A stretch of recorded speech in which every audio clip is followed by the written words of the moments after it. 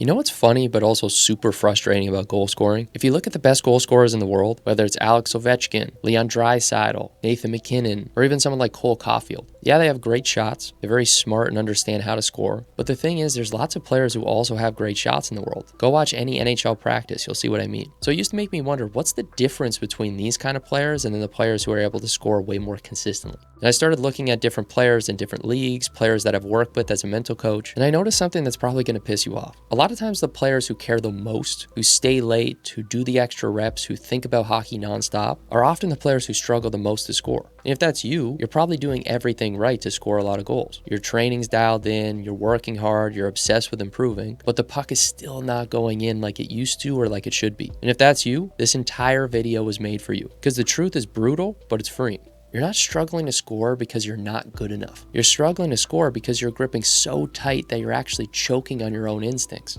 Once you understand this, your mindset around scoring is going to completely change, and you're going to find that you're going to start hitting the back of the net way more like you should be. And I say all this because I've coached players from AAA to D1, Europe, AHL, ECHL, pretty much every league except for the NHL, but we're going to have some players there soon, don't worry. And what I notice is there's basically three types of players who struggle to score. The first category is the players who legitimately have a mechanical issue, right? They don't have a good enough shot, their skating sucks, they don't move well, and it's not deceptive, so goalies have an easy time saving it, and it's easy to block, it's easy to deflect their shot. But then you get category B players. They actually have great mechanics, but they struggle to produce shot opportunities. They're not creative, they're not able to get to the right place at the right time, and so they don't get a lot of chances. And then the third type of player is a player who has the tools, they even have the IQ, they make good decisions, they know where to go. They score in practice, they get chances in games, but they either freeze, they overthink, they hesitate, and they end up missing a lot of grade A chances pretty much every game. Now, if you're in category 1 and it's a mechanical issue, then you should focus on that first and you should stop watching this video, because at the end of the day, if you can't shoot well, it's going to be way harder to score. So you should work on that first. Now, if you're in category 2 and you just struggle with the IQ piece of it, you don't know where to go, when to get there, how to time your shot, things like that, then you should click the link below, check out the free training. We have a video breaking down how to develop IQ, but you should still watch this video because it'll probably help you. But this video is really for the category 3 players, because when I look at players who used to score a lot or players who have the ability to score a lot and you strip away everything, you'll notice that the issue almost always comes down to attachment. Not mechanics, not talent, not effort, but the mental pressure of feeling like you need to score. And that feeling like you need to score is going to pull you out of the very state that allows you to score. So by the end of this video, you're going to understand why caring too much actually blocks you from scoring, how to actually detach from outcomes so your instincts can take over, and how the players who rise the fastest care deeply, but in a completely different way than you do right now. So I'm not saying stop caring about hockey, but I'm going to explain how to care better about hockey. So the first concept I'm going to talk about is the Chinese finger trap and wanting it too much. So let me give you a perfect analogy for scoring. Think of a Chinese finger trap. You basically put your fingers in each side of it, and the more you pull, the tighter it gets. In hockey, the more you panic, the more stuck you become. The only escape is by doing the opposite of what you would think you should do. You actually relax, you press in, and suddenly you're free. Scoring works exactly the same way. Caring too much about scoring is like trying to pull your fingers away in the Chinese finger trap. If before the game you keep saying, I need one tonight, I can't go another game without scoring. If I don't score, I'm falling behind, I'm not going to be a point of game player now. Or during the game, you say, this has to go in, I can't miss again, please just go in. The second you're thinking those thoughts, you've already lost the moment. Now your brain is trying to control the game and you're getting in your head. Essentially, your subconscious mind, which is the thing that actually scores, is going to go offline. And that's the problem. Which leads me into point number 2, which is that detachment isn't apathy, it's power. So when people say detachment, they think of somebody who's like, oh, I don't care about anything, I'm just going to sit on the couch, right? Detachment gets kind of a bad reputation. Players are going to hear it and say, well, if I stop wanting to score, I'm not going to be motivated, I'm not going to try to score. But that's not the case. Detachment isn't that I don't care. Detachment is I care deeply, I'm going to try my absolute best, but I'm good either way. And as crazy as it sounds, the moment you need something, you actually push it away, because needing creates tension in the body and in your mind, and tension destroys flow. And when you can't flow, you don't execute. You can essentially think of scoring like trying to catch a butterfly. Which sounds really weird, but let me explain. If you try to grab a butterfly, you're literally going to crush it instantly. Or if you try to grip it too hard, guard, it's going to slip away. But if you relax your hand, it can land on your hand naturally. To score more goals, you want to use the same idea. When you stop begging and stop being so desperate to score, you're going to find that the puck just kind of finds you. And when you release it, the puck just kind of comes off right. And the reason for this is something I'm going to break down in a second. But first, I want to kind of highlight a key point. You have to realize in order to score, you still need the tools to score. So before we go any further, I'm not just telling you if you change your mindset, you're going to score if you still suck at shooting, if you still have no idea where to go on the ice. That's why we talked about category 1 and category 2. No amount of detachment is going to fix those things. So you need both the hardware, which is the shot mechanics, the different releases, being deceptive, good skating, being strong enough. But you also need the software. This is kind of where IQ comes in, of like decision-making patterns, how you time off puck movement, understanding how to read certain plays, understanding where to go at the right time, when to screen the goalie, when to tip it. You need the right instincts. That's why half of what we teach is actually NHL IQ. We study what the best players do in the NHL, we break it down into pieces, and then teach you the principles of how to actually start to bring goal scoring tactics, playmaking tactics, and things like that into your game. And then the other half is actually removing the mental blocks or interference that's stopping you from using those patterns, using those skills, using that hardware in real time. So you need both the hardware and the software. And so circling back, this is why the hardest workers struggle the most, and they get into slumps and they find that scoring is just this thing that always moves away from them. The reason for this is because when they don't score, it hits differently than somebody who just doesn't really care. It's not just a bad game or a missed shot. It feels like all the effort was pointless and you're never going to get where you want to go. It feels like you're almost wasting your potential. And it's frustrating because you care more than everybody else, but you're having less success. But that caring becomes neediness. And as we talked about, being needy makes you grip onto it too tight. And when you're too tight, you don't actually trust yourself and allow yourself into flow. And when you're in flow, you trust your instincts to execute. So if you keep thinking, I have to score to prove I'm worth it, or I have to score to justify all the work I'm doing, that's when goal scoring becomes like that Chinese finger trap. The harder you pull, the tighter it gets. The harder you try to score, the harder it becomes to score. So the solution is you don't need to care less. You need to care in a way that frees your skills instead of suffocating them. So here's the shift to start scoring more. The first thing is you need to change how you judge your game. Stop grading your game based on did I score. Instead, the thing we teach every player that we work with in our programs is to ask, how many chances did I get? What were the quality of those chances? How many times did I get in a place where I could have created a chance? Did I shoot when I had the opportunity? What were the things that I could have done better to lead up to more opportunities? You see, the shift you want to make is you stop chasing goals and you start chasing scoring situations. And when you start to judge your game based on how many scoring situations you generated, what you find is that all you're really doing is trying to find ways to become a better overall offensive player. And then the goal scoring just becomes a natural outcome of that. Because at the end of the day, you're only going to score on probably 1 out of every 5 shots. So if you can generate way more shots consistently, odds are over time, the stats are going to even out and you're going to end up scoring on about 1 or 2 out of every 10 shots you get. The math just works out consistently with all hockey players of all time. So that's why for the second step, pre-game, you want to change the intentions you set for yourself. I recommend doing something like this. Have one sentence where you say, tonight my job is to create dangerous chances and trust my shot. No, you don't need to say I need to score or I need a point. Just simple clarity of the things that are going to lead to eventually scoring. And then the third thing you want to work on is in-game resets after you miss. This is something that whenever I make short form content, players always love to hear because you make a lot of mistakes. Hockey is a game where you screw up a lot. So what to do when you make a mistake is going to be something like this. And now every player has their own version of this, but what you can do, take a breath, really bring your attention to your breathing so you can anchor your attention somewhere else besides I just screwed up. Then bring yourself into the body by relaxing your shoulders and then remind yourself with, okay, what was the positive thing I did there, right? You created a chance, and then have a forward thought. What am I going to do next? And then set a clear intention of how you're going to perform better next time. This keeps you in the flow because all you do is kind of take a quick step back and then you take a quick step forward. The fourth step, if you really want to go deep with this stuff, is make sure you're visualizing the right things in your mental preparation. So most players just visualize scoring and outcomes. Instead, I want you to visualize the things that lead up to scoring and then see some scoring outcomes. See yourself arriving at the right spots, catching and releasing clean. See yourself resetting after a miss. See yourself doing all the things that if you keep doing them over and over again, you're going to get tons of great shots and then you're going to end up scoring naturally. When you do this, you're basically telling your brain, this is the stuff I do. I don't have to put a ton of pressure on myself. And when I do these things, goals just come. And that allows you to do the fifth thing, which is detach from the stats. Especially when you're in a slump, you have to stop refreshing the score box, stop checking EP